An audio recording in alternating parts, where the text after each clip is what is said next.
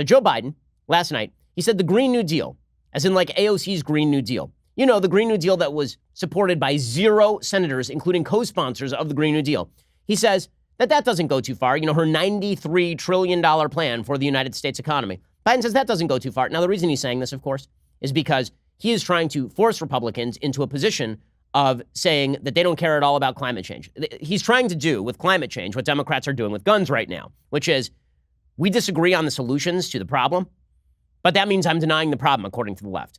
So according to Joe Biden and the left, if I say that your stupid solutions are not, in fact, solutions, they're just dummy garbage, then that's because I'm a denier. That's Joe Biden's shtick here.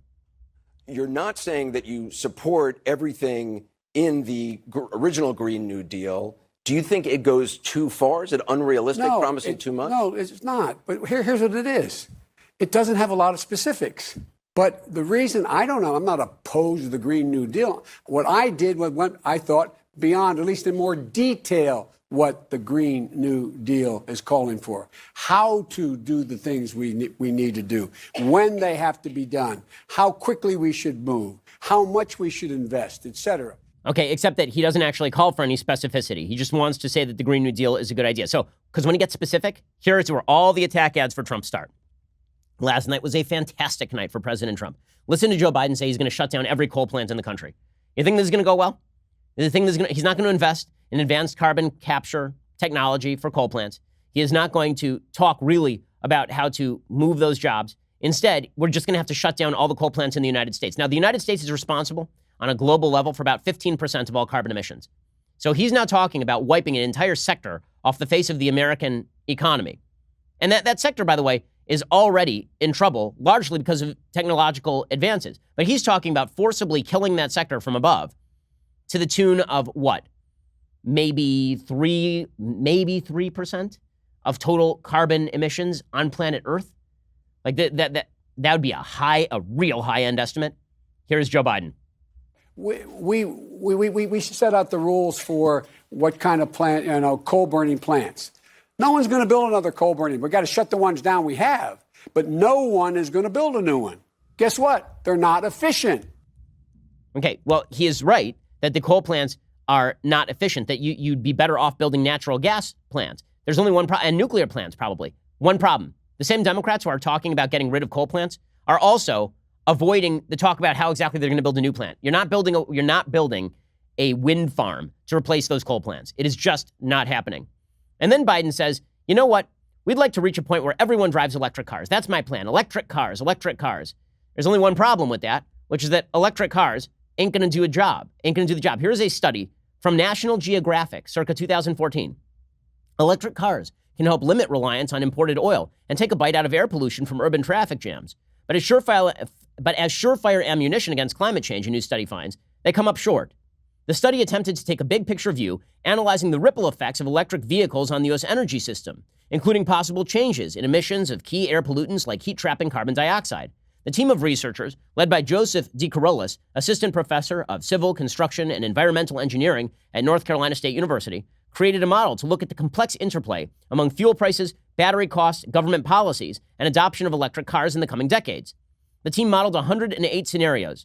The new model found, they reported, that even in scenarios that yield the highest levels of electric vehicle deployment, plug-ins and hybrids would make up no more than 42% of all U.S. passenger vehicles in 2050 and would reduce overall emissions by a slim margin.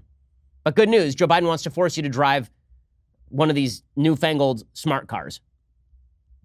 Will there be a point, or would you like there to be a point, and if so, when, that everybody drives an electric car or has to drive an electric car? Well, I think, look, that's going to be based upon whether or not we can make it economically feasible. And it is economically feasible. Because guess what?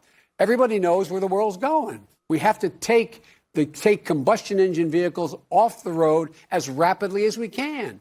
But that also could create a significant number of jobs and opportunities for people. No, actually, it's going to take away a significant number of jobs because it turns out that American heavy industry and car companies are generally in the business of building light trucks. Okay, the manufacturing in the United States is disproportionately not in the electric vehicle industry. It also happens to be the case that, as we already referred to, only about 15% of household emissions in the United States come courtesy of your car. So that actually doesn't solve the problem. So what does solve the problem, according to Joe Biden? A carbon tax. Now, the truth is that if you had a global carbon tax to artificially raise the price of carbon emissions, then that would be an effective way, presumably, of lowering carbon emissions. There's one small problem with that. Do you think that China and India are going to sign on to a global carbon tax? Do you think developing countries are going to be into this? You think this is a thing that's going to happen?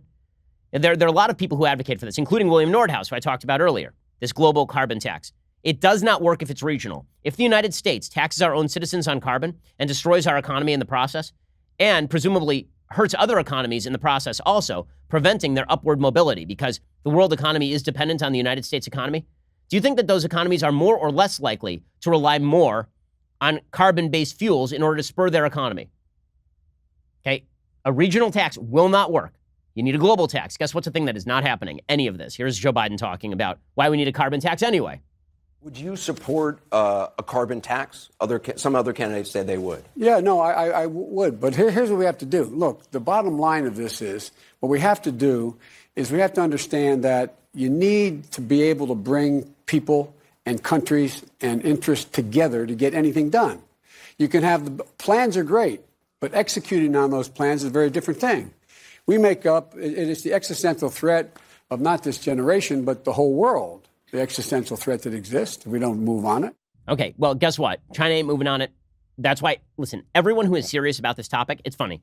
There's almost like an Oreo cookie effect to knowledge about climate change. It goes somewhat like this. When you don't know a lot about climate change, you assume there really is not a lot we can do. Then you know a little bit, and you're like, there's so much we can do, man. We can solve this thing. Then you know a lot about climate change. You're like, there's not that much we can do. Did you know that every like on this video creates one additional glorious leftist here? Don't ask me why. That's called science. To take advantage of this amazing opportunity, hit the like button.